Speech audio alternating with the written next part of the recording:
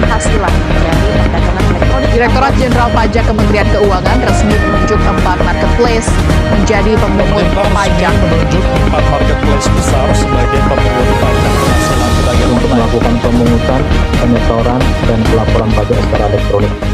Kalau keputusan itu kan prerogatif pemerintah ya, kita tidak bisa hanya ngelawan terus. Sebenarnya kan, tapi mungkin. ya mau gimana ya, ikutin Kalau aja. dari kami yang masyarakat kayaknya kurang setuju ya. Maksudnya kita kan apa-apa dimudahkan dengan e-commerce. Jadi kalau misalnya dinaikkan pajaknya juga akan terasa juga ke dampaknya ke kami. Jangan gitu. sampai membebani masyarakat yang biasa belanja di Karena marketplace. banyak pengusaha offline yang protes sama saya. Mereka bayar PPN, kok yang online nggak bayar.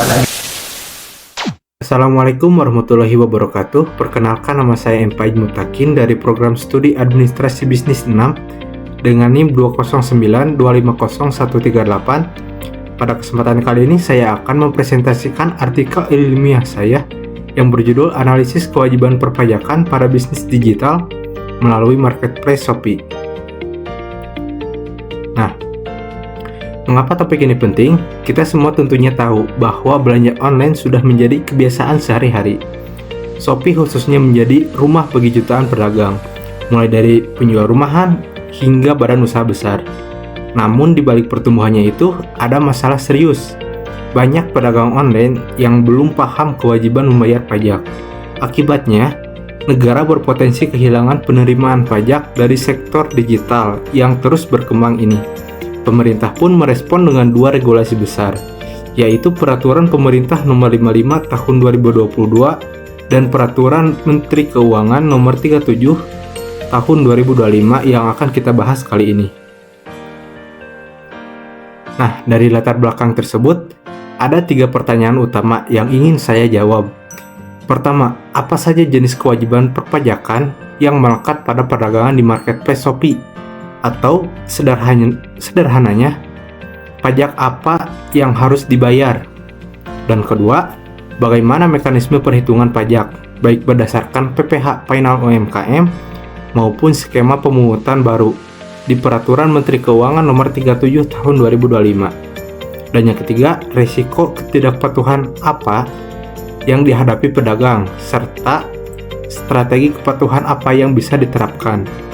Nah, tujuan analisis ini sejalan dengan 3 pertanyaan tadi, yaitu mengidentifikasi kewajiban perpajakan pedagang Shopee, menghitung beban PPh pada beberapa skenario omset, serta merumuskan rekomendasi strategi kepatuhan perpajakan. Nah, analisis ini dilandasi dari 3 regulasi kunci. Yang pertama, Undang-Undang Nomor 7 Tahun 2021 tentang harmonisasi peraturan perpajakan ini. Ini yang menjadi dasar hukum tertinggi, termasuk fasilitas bebas pajak hingga 500 juta. Yang kedua, Peraturan Pemerintah Nomor 55 Tahun 2022, aturan turunnya yang mengatur tarif PPh final 0,5% bagi UMKM.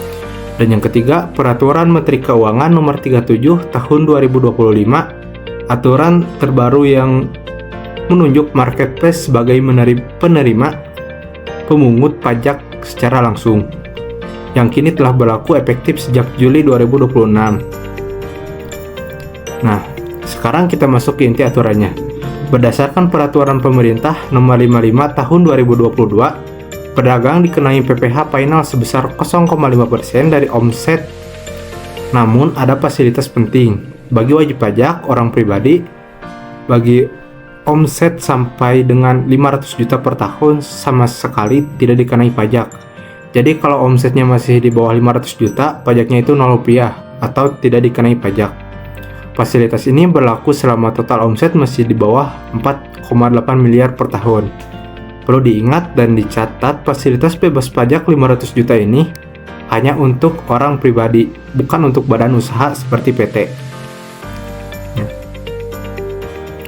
Nah, ini yang paling baru dan paling relevan mulai Juli 2026, artinya bulan ini, Shopee dan marketplace besar lainnya resmi ditunjuk sebagai pemungut PPh pasal 22 sebesar 0,5%.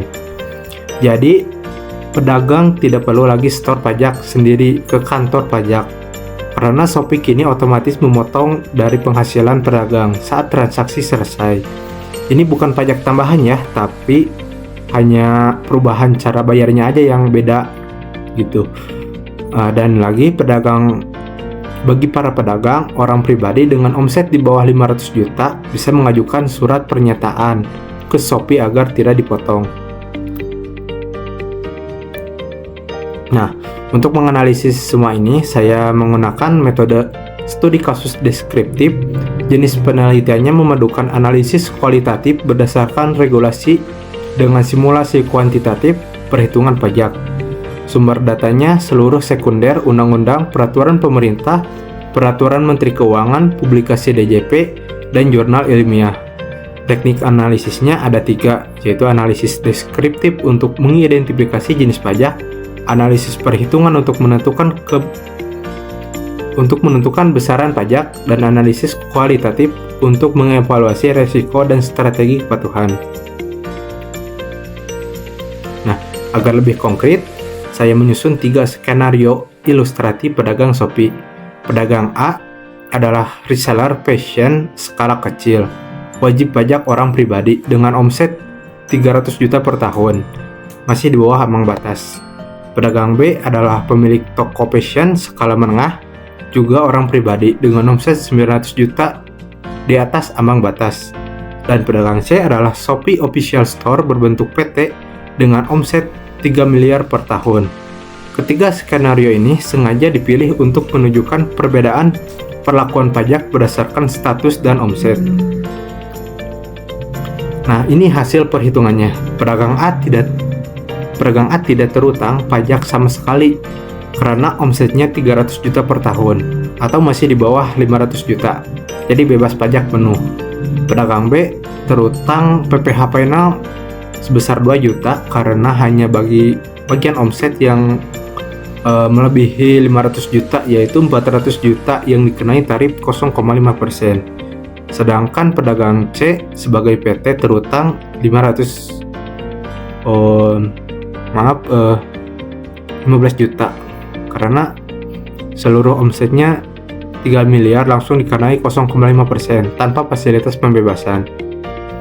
Dan perlu diingat juga, PPh pasal 22 yang nantinya dipungut Shopee bukan pajak baru, melainkan pelunasan di muka yang nantinya direkonsiliasi lewat SPT tahunan. Nah, apa yang terjadi kalau tidak patuh? Di sini ada 3 resiko utama.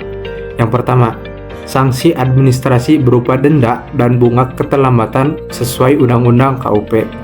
Yang kedua, kalau mengisi surat pernyataan omset dengan tidak benar ke Shopee, pedagang akan tetap dipotong pajak penuh oleh marketplace dan berpotensi kena sanksi tambahan. Yang ketiga, tanpa NPWP, proses rekonsiliasi antara pajak yang sudah dipotong Shopee dengan kewajiban yang sesungguhnya menjadi sangat rumit, atau bisa timbul kelebihan atau kekurangan bayar yang tidak terselesaikan.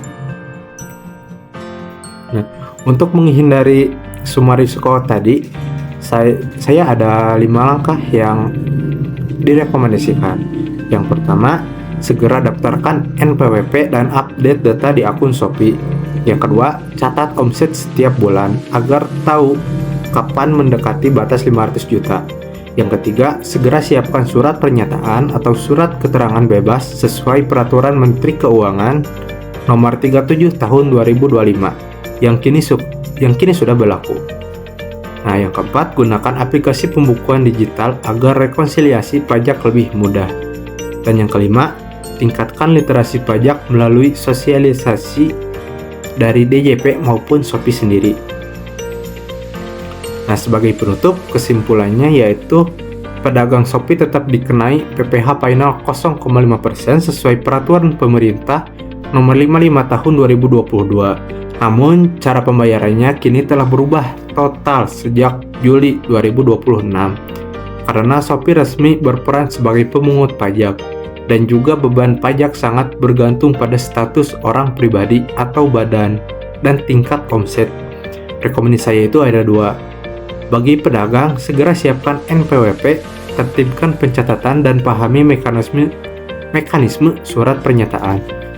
Bagi DJP dan Shopee, tolong perkuat sosialisasi dan panduan teknis agar UMKM tidak kebingungan saat menghadapi perubahan ini. Nah, demikian presentasi yang dapat saya sampaikan. Semoga analisis ini bermanfaat dan khususnya bagi rekan-rekan yang aktif berjualan di marketplace. Terima kasih atas perhatiannya. Wassalamualaikum warahmatullahi wabarakatuh.